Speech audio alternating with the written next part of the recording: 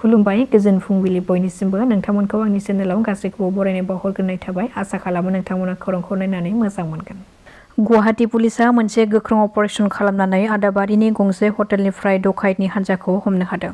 पुलिसा मिथिहोनाय बादिब्ला बे डकाइतनि हानजाया रेलगारिनि दावबायारिफोरखौ थांखिनानै डकाइत खालामनानै साफा साफा हटेलाव लांखुमाबाय थादोंमोन। बे डकाइतनि बागै पुलिसा मोनसे सोरदै सुलुंनि गेजेरजों बिथा खालामनानै गासै 6 डकाइतनि हानजाखौ खानो हादों। सुलुङाव मिथिहोनाय बादिब्ला बे डकाइत हानजानि सुबुंफोरा जोंनि आसामनि नङा, बिसोरो गुबुन रायजोनिफ्राय फैनानै गुवाहाटी सोहोराव बे डकाइत खालामनाय खामानिखौ जागायखुमादोंमोन। हमनो मोननाय डकाइतनि हानजाफोरखौ फारियै सुनु, कुलदीप, भिवानी कृष्ण राणा, प्रवीण कुमार आरो सत्यबानजों लोगोसे गुबुन सासेखौ सन्जय कुमार होननानै सिनायथिनो हादों आरो बिसोरखौ हारियानानि होननानै मिथिनो मोननाय जादों। थाद'नाय गैयै जुब-जुब अखा हानायनि जाहोनाव भुटाननि फुनसिलिं आमुसु टेम्परारि सेटलमेन्ट थावनियाव दैबाना जादों। हर गेजेराव रैखाथि होनाय समाव ट्रमडे आरो रयेल भुटान पुलिसआ 120निबो बांसिन सुबुंफोरखौ रैखाथियै बोखांनो हादों।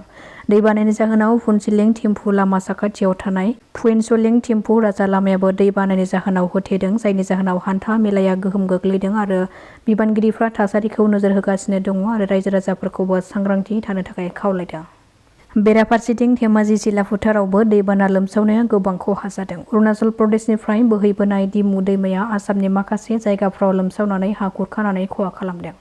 गिख्रंथाव दैबाना लोमसावनायनि जाहोनाव हा खुरखानानै धेमाजिनि सिमेन्ट सापरिनि ट्रेन दालांआ गिख्रंथावै बायस'बाय। बायनायनि जाहोनाव दायो धेमाजिसिम थांलाय फैलाय खालामनाय ट्रेनआ बन्द जानो हागौ। बरपेटा रड पुलिसआ खान्थि बेरेखायै भुटाननि जौ फालांगि खालामग्रा 3 सुबुंखौ एरेस्ट खालामदों। हमजानाय सुबुंफोरा जाबाय जामालउद्दिन, मन्टि साहा आरो गुबुन सासेया जादों सन्जय दास। बिसोरनिफ्राय पुलिसआ सिग्रोमनायनि गेजेरजों भुटाननि 32 कार्टन ब्लेक माउन्टेन व्हिस्किखौ मोननो हादों। बे खेबाव बाक्सा जिल्लायाव खास्रि-बिस्रि बुथारनाय जाथाय। खौरां मोननाय बादिब्ला बाक्सा जिल्लानि जफादां दिरिंगापुराव हरनि समाव जादों बे खास्रि-बिस्रि बुथारनाय जाथाया। सासे बर' बिमाया गावनिनो असे फिसा 5 बोसोरनि फिसाज्लाखौ गोदोना हास'नानै बुथारदों। मिथिनो हानाय बादिब्ला बिमानि खर'आ बांद्राय मोजां नङामोन आरो बिफायाबो बे बुथारनाय जाथाय समाव न'आव गैयामोन। उननि समाव न'आव सफैनानै फिसाज्लाखौ नागिरनानै न'नि बारियाव गोदोना हास'नाय थासारियाव फिसाज्लानि गोथै देहाखौ नुनो मोनो। जाथाय जानाय खौरांखौ मोननायनि उनाव जायगानि सुबुंफ्रा ज' जानानै थानासिम खौरां हरो आरो पुलिसआ जाथाय जानाय जायगायाव सहैनानै गोथैखौ बोखांनानै बे जाथायनि दायनिगिरि बिमा नेवसि बर'खौ पुलिसआ एरेस्ट खालामो। दिसपुर पुलिसआ सासे सुबुंखौ किडनेप खालामग्रा 3 सुबुंखौ 8 घन्टानि गेजेरावनो हमनो हादों। सिलचरनि 45 बोसोरनि सासे सुबुंखौ गुवाहाटी नोगोरमानि बेलथला वायरलेस ओनसोलनिफ्राय लांखारनानै हगारनानै होनायनि मुङाव 6 लाख रां दाबि खालामदोंमोन। पुलिसनि हानजाया किडनेप खालामजानाय सुबुंखौ मोजाङै मोनफिननायजों लोगोसे दायनिगिरि 3 सुबुंखौ डिमा हासाव पुलिसनि मददआव हमनो हादों। किडनेप खालामग्रा हमजानायफोरा जाबाय श्रीभूमि सदरनि 2 सुबुं, 37 बोसोर बैसोनि आब्दुल गफर, 38 बोसोर बैसोनि साहाब उद्दिन आरो गुबुन सासेया बायहाटा सारियालिनि 36 बोसोर बैसोनि बिकास टेका। किडनेप खालामनाय समाव बाहायनाय रेजिस्ट्रेशन नाम्बार प्लेट गैयै गंसे स्कर्पिय' गारिखौबो पुलिसआ बिसोरनिफ्राय हमनो हादों।